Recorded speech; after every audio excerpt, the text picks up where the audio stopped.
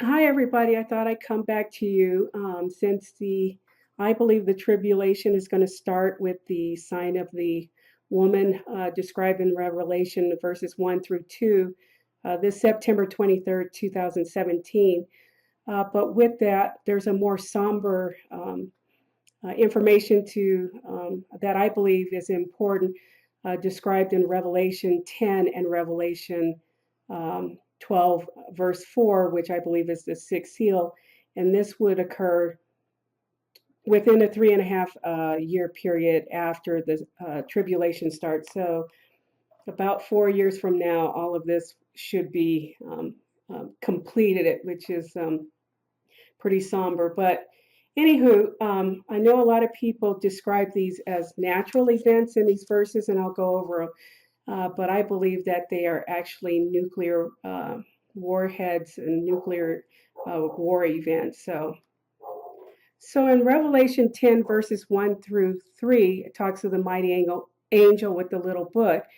And it says, I saw still another mighty angel coming down from heaven, clothed with a cloud, and a rainbow was on his head. His face was like the sun, and his feet like pillars of fire. He had a little book open in his hand, and he set his right foot on the sea and his left foot on the land, and cried with a loud voice as when a lion roars. When he cried out, seven thunders uttered their voices. So I work for the military, and I know a little bit about ICBMs and MRVs, which are multiple reentry vehicles. And it sounded more, instead of a natural event, a natural catastrophic event, it sounded more like a nuclear war or warhead sequence, which you have 1 through 6, which is the mighty angel coming down from heaven, clothed with a cloud. Rainbow was upon his head. His face was as it were the sun. His feet as pillars of fire. It says feet plural, not foot. And crying with a loud voice as a lion's roar. And that's very reminiscent of a launch and a missile re-entry. And then 7 through 9, in his hand a little book opens, sets his right feet upon the sea and his right foot upon the sea and his left foot upon the earth. That's like release of multiple nuclear payloads or a singular one. And then the seven thunders in number 10 uttered their voices. That's pretty much multiple detonations, in this case, 7 detonations. And so with the boosters, that's like his feet are pillars of fire. And then there you see that right there. Clothed with a cloud, face like the sun. It gets a whole bunch of thermal heating. So with that thermal heating, you get this yellowish glow or very bright, high temperature, like reminiscent of the sun. And then in his hand, a little book opens. And so I found this picture, and it's identical to what it looks like before reentry, when the sublet bombs or singular warhead is coming back for reentry. So, and then the rainbow on his head. I didn't find any for a nuclear missile, but these two really give a good idea of the shockwave profiles. On the right here is one for a fighter. You see the different density shock waves. And so it's kind of like a rainbow with the different striated bows. And then over here is another tip profile, again showing the prominent outer shock wave band and then the inner ones. And so I think that's what John the Revelator saw when he was describing the rainbow on his head, and it's the shockwave profile. And then here's the loud voice like a lion's roar. And that's exactly what it sounds like.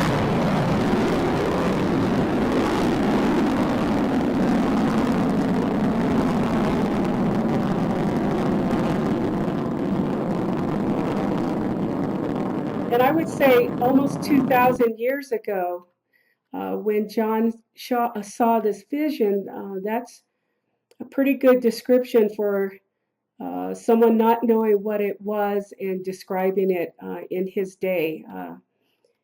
And then for nukes, the seven thunders, one nuke can carry multiple nuclear bomblets. In this case, it shows seven, or it could be seven individual nuclear bombs re-entering.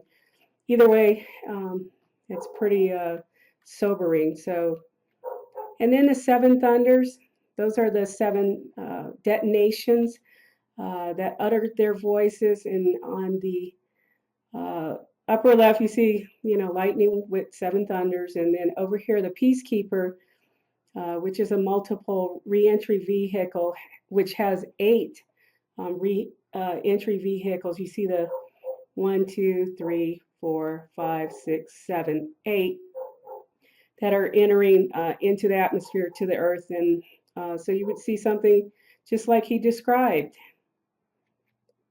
And then the sixth seal, I believe that this will happen within a 4-year period of time from now, probably in March 2021.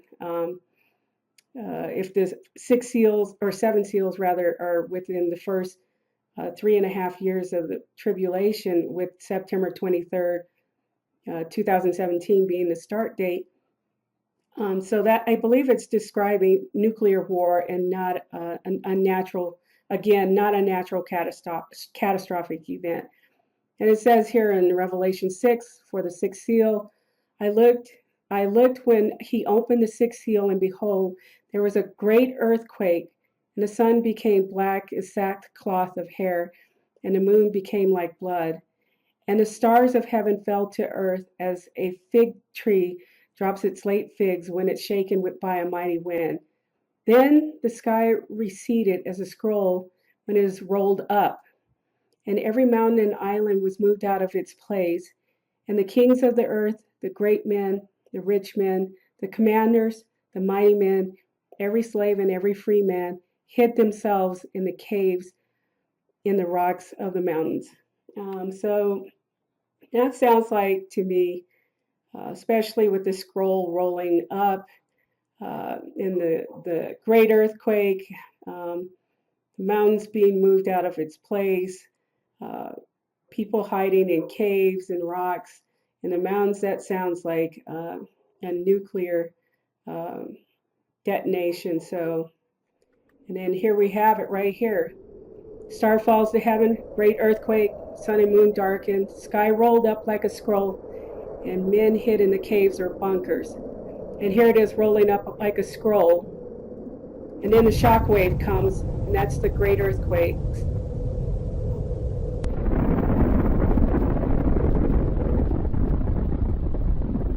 And I think that's a pretty good description that John gave of the sixth seal. And pretty sobering.